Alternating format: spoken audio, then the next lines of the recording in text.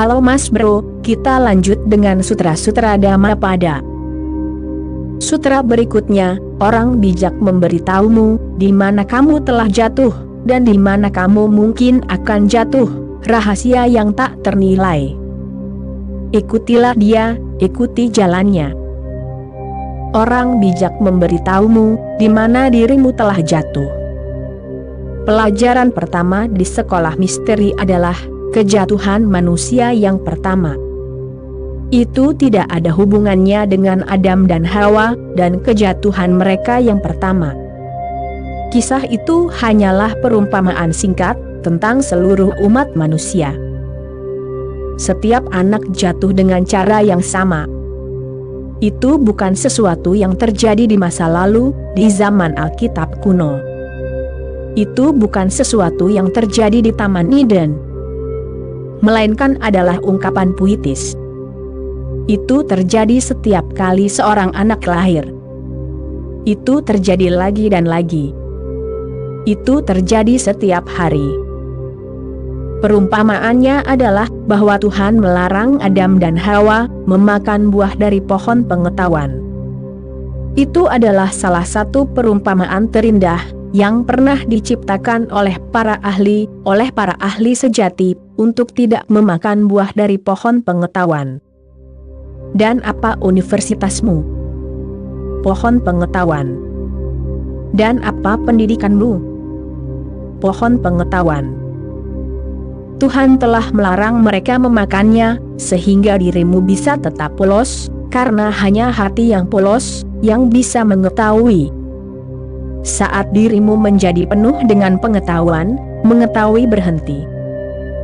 Bahkan, dirimu telah menemukan pengganti dari mengetahui, pengetahuanmu menjadi penggantinya.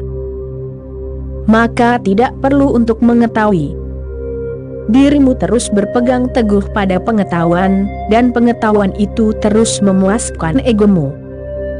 Namun saat Adam dan Hawa memakan buah dari pohon pengetahuan, mereka jatuh dari kepolosan asli mereka. Mereka jatuh dari kehidupan mereka yang seperti anak-anak. Sebelumnya ada puisi, keindahan, kegembiraan, keajaiban dan rasa kagum dalam hidup mereka. Sebelumnya setiap hal itu luar biasa, karena seluruh keberadaan penuh misteri. Mereka dikelilingi oleh alam semesta yang misterius. Pelangi, matahari, bulan, dan bintang-bintang. Semuanya luar biasa. Mereka selalu merasa takjub. Namun saat mereka menjadi berpengetahuan, semua keajaiban itu lenyap. Pengetahuan membunuh keajaiban, dan dengan membunuh keajaiban itu, menghancurkan semangatmu untuk mengetahui dan menyelidiki. Pengetahuan menghilangkan misteri dari alam semesta, dan alam semesta yang dihilangkan misterinya, adalah alam semesta tanpa keilayan. Alam semesta yang dihilangkan misterinya, adalah alam semesta tanpa puisi, tanpa cinta, tanpa musik. Maka suara tetesan air hujan, tidak akan sampai ke hatimu, sebagai pesan dari pantai seberang. Kemudian angin yang bertiup melewati pohon pinus, membuatmu tak tergerak, dan harum bunga-bunga tidak menciptakan puisi dalam dirimu. Warna-warna kupu-kupu diabaikan. Pelangi tetap tak terlihat. Dirimu menjadi terlalu terikat pada hal-hal yang sangat biasa, uang, kekuasaan, gengsi. Dirimu menjadi jelek karena seluruh keberadaanmu menjadi biasa saja. Ia kehilangan kesakralannya, ia menjadi profan. Dirimu mengubah kuil keberadaan menjadi pasar. Itulah kejatuhan yang sesungguhnya. Namun ingatlah, itu terjadi setiap hari. Jangan percaya orang-orang Kristen yang mengatakan bahwa itu hanya terjadi satu kali. Itu terjadi pada setiap anak. Saat dirimu memulai perjalanan seorang anak kecil untuk menjadi berpengetahuan, dirimu membantunya lagi menuju kejatuhan yang sesungguhnya. Fungsi orang bijak adalah memberitahumu di mana dirimu telah terjatuh. dirimu telah terjatuh karena pengetahuan, itulah kejatuhan yang sesungguhnya. Dirimu bisa bangkit kembali ke saat-saat yang jernih dan polos itu. Dirimu bisa memasuki surga lagi, tetapi dirimu harus meninggalkan pengetahuanmu. Ada orang yang meninggalkan dunia, tetapi mereka tidak meninggalkan pengetahuan mereka. Ada orang yang pergi ke pegunungan, yang meninggalkan pasar. Tetapi mereka membawa serta pikiran mereka, dan pikiran adalah pasar. Pasar ada di dalam pikiran. Pasar tidak ada di tempat lain. Mereka mungkin pindah ke Himalaya. Mereka mungkin duduk di gua-gua sunyi yang indah, tetapi pikiran mereka terus berjalan dalam pola lama yang sama. Seseorang yang telah pergi ke gua-gua di Himalaya, tetaplah seorang Kristen, Buddhis, Hindu, Islam. Menjadi seorang Hindu berarti tetap terikat pada pengetahuan tertentu yang telah diberikan kepadamu, itulah salah satu cara terjatuh. Menjadi seorang Muslim adalah cara lain untuk jatuh, menjadi seorang Kristen adalah cara lainnya lagi untuk terjatuh. Kekristenan adalah jenis pengetahuan tertentu, begitu pula Hinduisme, dan begitu pula 300 agama lain di bumi. Mereka semua mengaku tahu. Mereka semua mengaku kitab suci mereka bersifat ilahi, ditulis oleh Tuhan sendiri. Dan hanya kitab suci mereka yang bersifat ilahi, sedangkan semua kitab suci lainnya palsu. Buddha mengatakan kitab suci itu sendiri palsu, pengetahuan itu sendiri palsu. Yesus benar, tetapi kekristenan tidak benar. Mahavira benar, tetapi Jainisme tidak benar. Dengan Mahavira ada mengetahui, Jainisme adalah pengetahuan. Pengetahuan adalah kejatuhan dari mengetahui. Mengetahui bersifat individual, pengetahuan adalah komoditas, fenomena sosial, dirimu bisa menjual dan membelinya. Pengetahuan itu tersedia di perpustakaan, di universitas. Segera dirimu akan bisa membawa komputer saku kecil bersamamu. Dirimu tidak perlu melalui semua siksaan di sekolah, perguruan tinggi, dan universitas. Dirimu akan memiliki komputer kecil yang penuh dengan semua pengetahuan yang tersedia di dunia. Komputer kecil bisa memuat semua perpustakaan di dunia dan akan selalu siap melayanimu. Cukup tekan tombol dan apapun yang ingin dirimu ketahui, komputer akan memberitahumu. Itulah yang telah dilakukan oleh pikiranmu di masa lalu. Sekarang, mesin bisa melakukannya dengan cara yang jauh lebih baik. Pikiranmu juga tidak lain hanyalah sebuah mesin, ia adalah biokomputer. Ingat, ia bukanlah jiwamu. Ingat, ia bukanlah kesadaranmu. Ingat, ia bukanlah realitasmu, individualitasmu yang autentik. Ia adalah produk sampingan dari sosial. Jika dirimu lahir dalam keluarga Hindu, dirimu akan memperoleh pengetahuan Hindu, dan pengetahuan itu tentu saja berbeda dari pengetahuan Kristen. Jika dirimu lahir di Rusia, dirimu akan memiliki pengetahuan komunis, Das Kapital dan Manifesto Komunis, Marx, Engels, Lenin, Trinitas yang tidak suci. Jika dirimu lahir di Tiongkok, dirimu akan memiliki buku merah Mao Zedong, yaitu Alkitab. Sekarang seluruh Tiongkok diberi makan dengan pernyataan-pernyataan bodoh Mao Zedong. Dia bukan orang bijak, dia tidak tercerahkan. Dia bahkan belum mengenal dirinya sendiri, revolusi apa yang dia tahu. Pemberontakan apa yang dia tahu. Karena bahkan pemberontakan pertama, pemberontakan dasar, belum terjadi. Pemberontakan dasar, revolusi dasar, terdiri dari melepaskan pengetahuan, sehingga dirimu bisa kembali memasuki Taman Eden. Orang bijak memberitahumu di mana dirimu telah terjatuh, dan di mana dirimu mungkin akan kembali terjatuh. Dia tidak hanya memberitahumu tentang masa lalu, di mana dirimu telah terjatuh berulang kali. Dia juga membuat dirimu sadar akan masa depan. Ada banyak jebakan, dirimu bisa tersesat kapan saja. Misalnya, seorang master memberitahumu bahwa semua pengetahuan itu bodoh, bahwa dirimu tidak perlu berpegang teguh pada Alkitab, Weda, atau Al-Quran. Dirimu mencintai sang master, dirimu percaya kepadanya. Dirimu boleh saja melepaskan keterikatanmu pada Al-Quran, Alkitab, Gita. Tetapi dirimu bisa mulai berpegang teguh pada pernyataan sang master. Dirimu bisa mulai membuat Alkitab dari ide-idenya. Dirimu kembali ke perangkap yang sama, dirimu kembali dari pintu belakang. Sekali lagi dirimu adalah orang yang sama.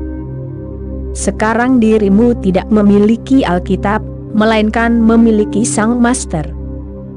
Orang bijak memberitahumu di mana dirimu masih bisa terjatuh.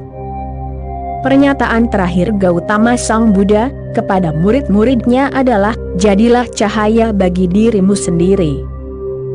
Mereka menangis dan meratap, tentu saja. Sang master akan pergi, dan mereka telah tinggal bersamanya selama hampir 40 tahun. Sebagian murid yang lebih tua telah tinggal bersamanya sepanjang waktu. 40 tahun ini adalah kegembiraan yang luar biasa, pengalaman yang luar biasa. 40 tahun ini adalah waktu yang paling indah yang mungkin secara manusiawi. 40 tahun ini adalah hari-hari surga di bumi. Dan sekarang sang master akan pergi. Itu wajar, mereka mulai menangis dan meratap. Buddha membuka matanya dan berkata, berhentilah menangis dan meratap. Apakah kamu belum mendengarkanku? Mengapa kamu menangis? Murid utamanya, Ananda, berkata, karena kamu pergi, karena cahaya kami pergi. Kami merasakan, kami melihat, kegelapan turun atas kami. Aku belum tercerahkan dan kamu pergi. Jika aku tidak bisa tercerahkan saat kamu masih hidup, apa harapanku sekarang saat kamu pergi? Aku sangat putus asa, kesedihanku tak terhitung. Aku telah menyia-nyiakan 40 tahun ini. Aku telah mengikutimu seperti bayangan, sangat indah berada bersamamu, tetapi sekarang kamu pergi. Apa yang akan terjadi pada kami? Buddha berkata, kamu menangis karena kamu belum mendengarku. Aku telah memberitahumu berulang kali, jangan percaya padaku, tetapi kamu tidak mendengarkan. Karena kamu telah percaya padaku, dan sekarang aku sedang sekarat, seluruh strukturmu hancur berantakan. Jika kamu mendengarkanku, jika kamu menciptakan cahaya dalam dirimu, daripada menjadi berpengetahuan melalui aku. Jika kamu telah mengalami dirimu sendiri, tidak perlu menangis. Lihatlah Manjushri, katanya. Manjushri adalah murid Buddha lainnya, salah satu yang terhebat. Dia sedang duduk di bawah pohon di dekatnya, dengan mata tertutup, begitu tenang, begitu sunyi, begitu sangat bahagia, sehingga Buddha berkata, lihatlah Manjushri. Pergi dan tanyakan padanya, mengapa dia tidak menangis. Mereka bertanya pada Manjushri.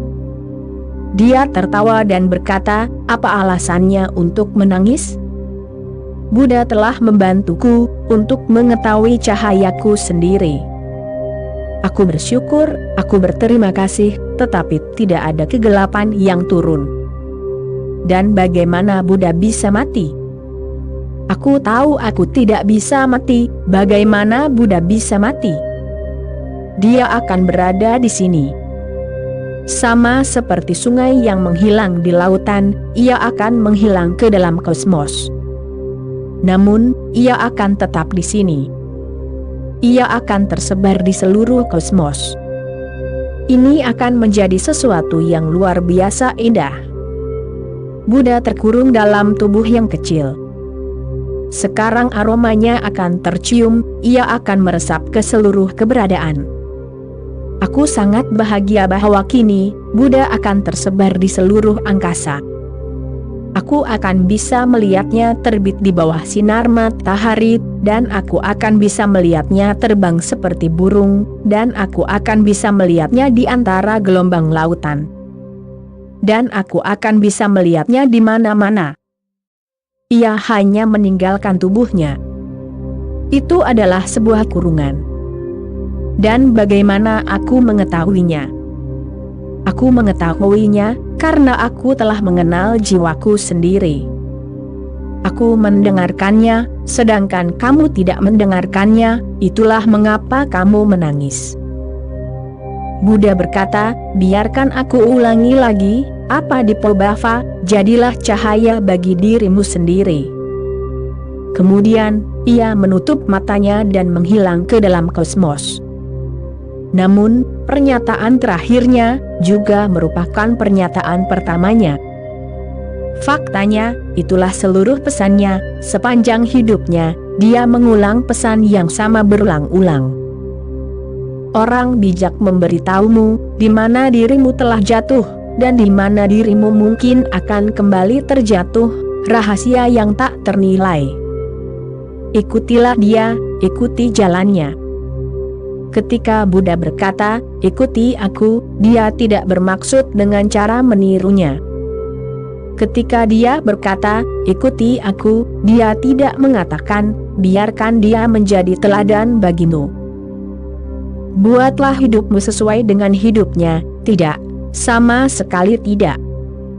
Mengikuti dia, memiliki arti yang sama sekali berbeda. Ada sebuah cerita Zen. Seorang mistikus Zen sedang merayakan sebuah festival tertentu, yang hanya dirayakan pada hari ulang tahun mastermu. Namun, orang-orang merasa bingung. Mereka bertanya kepadanya, sejauh yang kami tahu, kamu tidak pernah memiliki master. Kami juga mendengar desas-desus, bahwa kamu telah mendatangi seorang master besar, Bokuju, berkali-kali, tetapi dia selalu menolak untuk menerimamu sebagai murid. Tidak hanya itu, dia juga mengusirmu dari gubuknya. Kami juga mendengar, bahwa karena kegigihanmu, dia telah memukulmu beberapa kali. Dan sekali dia telah melemparmu, secara fisik, keluar dari jendela gubuknya. Dia tidak pernah menerimamu, dia tidak pernah menginisiasimu, mengapa kamu merayakan hari ini? Ini hanya akan dirayakan pada hari ulang tahun mastermu. Dan mistikus itu berkata, namun, dia adalah masterku. Penolakannya, pengusirannya terhadapku, penolakannya yang terus-menerus, adalah inisiasiku. Dia berkata, jadilah terang bagi dirimu sendiri, tidak perlu mengikutiku, karena penolakannya yang terus-menerus, aku menjadi tercerahkan, saat duduk di bawah pohon. Tidak ada seorang pun yang bisa aku andalkan. Satu-satunya orang terindah yang ku kenal adalah Bokuju. Jika ia mengizinkannya, aku akan menjadi bayangan baginya. Jika ia mengizinkannya, aku akan menjadi Bokuju yang lain. Aku mencintai orang itu, aku akan menirunya secara mendetail. Aku akan memakan makanan yang sama, berjalan dengan cara yang sama, mengatakan hal yang sama. Aku akan menjadi tiruannya. Tetapi ia hebat, ia adalah masterku, ia menolak. Ia tahu di mana letak jebakannya. Saat ia menatap mataku, ia tahu masa depanku, bahwa jika ia mengizinkanku, aku akan menjadi fenomena semu, aku tidak akan pernah menjadi individu yang autentik. Mengetahui hal ini, ia sangat keras padaku. Tetapi sekarang aku tahu, bahwa kekerasannya itu karena belas kasihnya. Karena ia, aku menjadi tercerahkan. Oleh karena itu, aku merayakan hari ini, hari ulang tahun masterku. Seseorang bertanya kepadanya, tetapi gaya hidupmu tidak menunjukkan tanda-tanda dari Bokuju. Pernyataanmu sama sekali berbeda, tidak hanya berbeda, tetapi terkadang bertentangan dengan pernyataannya. Bagaimana kamu bisa mengatakan bahwa dia adalah mastermu dan kamu adalah pengikutnya? Dan mistikus itu berkata, ya, aku katakan dia adalah masterku, meskipun dia tidak pernah menginisiasiku secara formal. Tetapi inisiasi formal tidak penting, tidak relevan. Dan aku tetap mengatakan bahwa aku adalah pengikutnya, meskipun aku tidak bisa membuktikannya dengan dokumen apapun.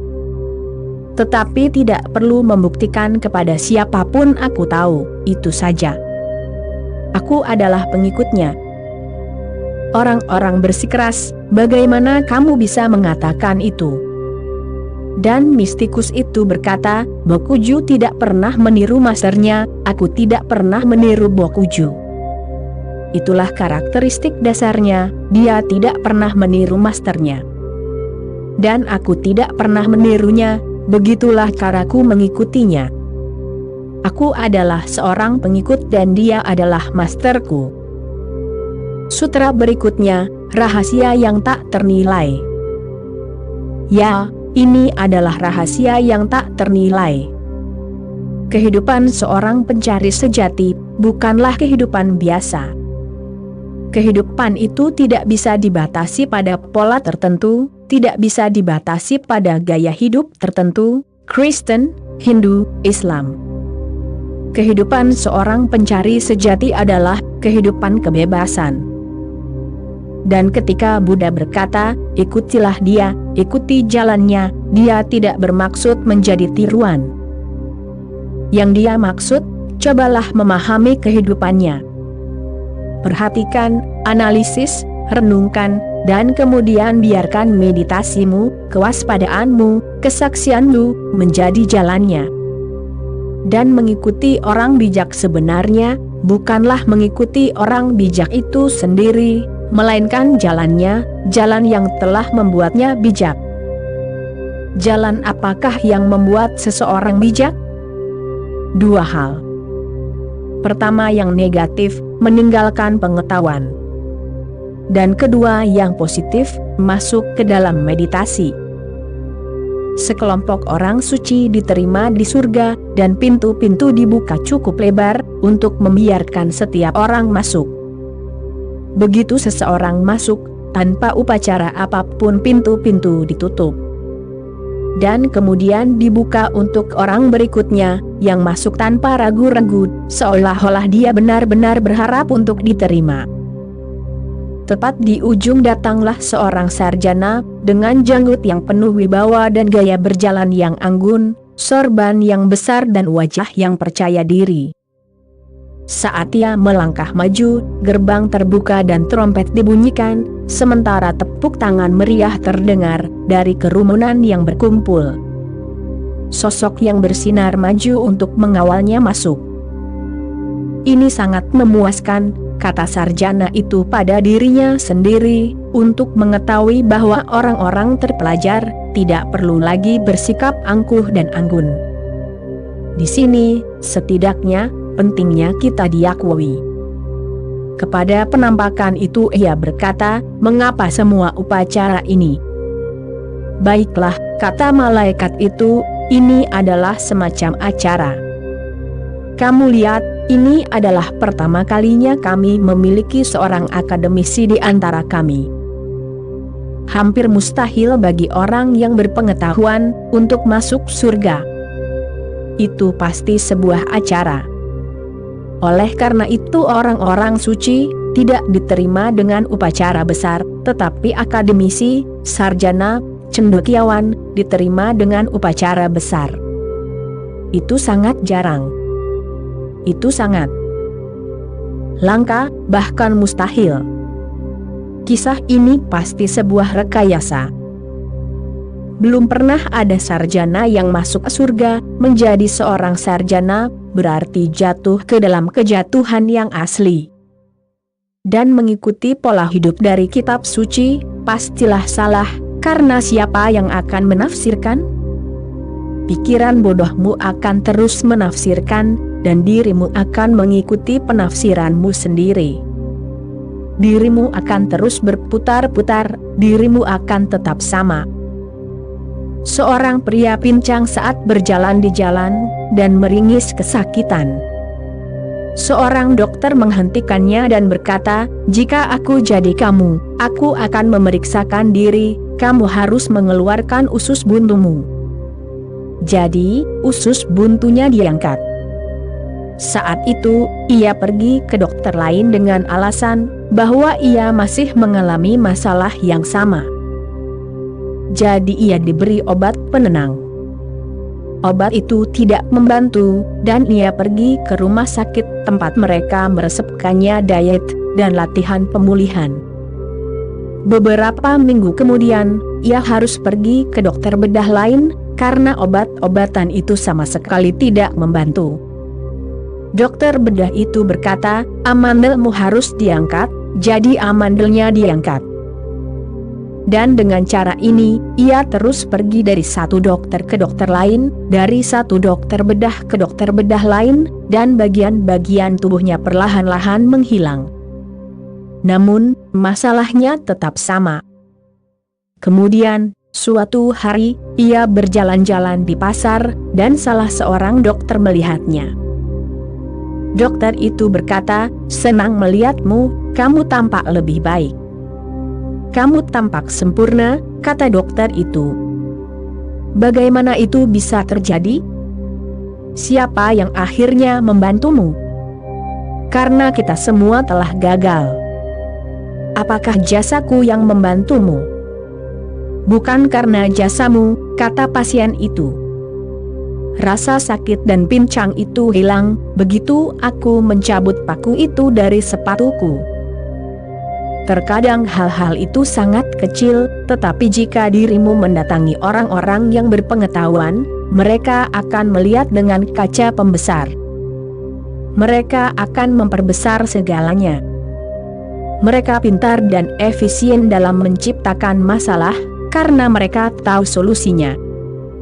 Solusi mereka hanya berguna jika mereka menciptakan masalah. Datanglah ke ahli manapun, dan segera dia akan memberitahumu begitu banyak masalah yang tidak pernah dirimu sadari. Dia harus melakukannya, karena seluruh keahliannya bergantung pada banyaknya masalah yang dirimu hadapi. Dan semakin rumit masalah itu, semakin bahagia dia, karena sekarang dia memiliki kesempatan untuk menunjukkan pengetahuannya, keterampilannya. Masalah sebenarnya mungkin sangat kecil. Masalahnya adalah dirimu hidup di dalam kepala. Turunlah dari kepala ke hati. Kepala bisa menjadi berpengetahuan, hati tidak akan pernah bisa menjadi berpengetahuan. Hati bisa menjadi bijak. Hati mengetahui dengan cara yang sama sekali berbeda. Pengetahuannya langsung, segera, tidak logis, intuitif. Itu bukan kesimpulan setelah argumentasi yang panjang. Itu adalah pandangan sederhana. Seseorang hanya tahu. Hati bukanlah proses mengetahui, melainkan adalah pembukaan mata. Oke Mas Bro, itulah kutipan kali ini, kita sambung lagi nanti. Terima kasih.